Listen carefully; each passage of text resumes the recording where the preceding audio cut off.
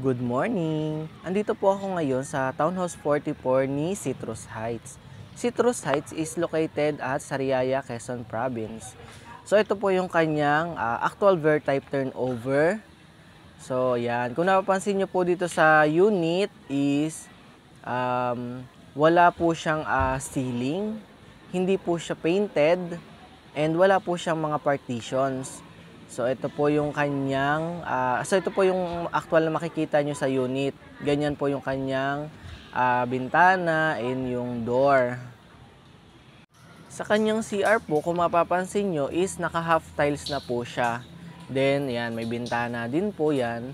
And then, yung kanyang electrical is, yan, nakasabit pa. So, kayo na pong bahala magpagawa niyan, magpa-paint and magpa-sealing kung gusto nyo. So, depende na po sa inyong design yan.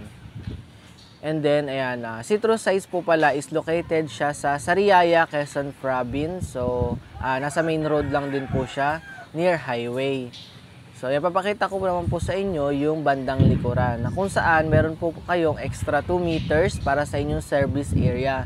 So, nandyan din po yung inyong kitchen.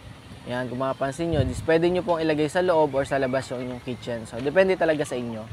Ayan. Tapos, ayan yung kanyang kapag lumabas kayo, makikita nyo sa likuran nyo is yan. Pwede nyo rin po i-maximize yan kapag na-turnover na sa inyo yung inyong unit. Diba ang ganda? If interested po kayo is PM lang po kayo in assist ko po kayo. Thank you!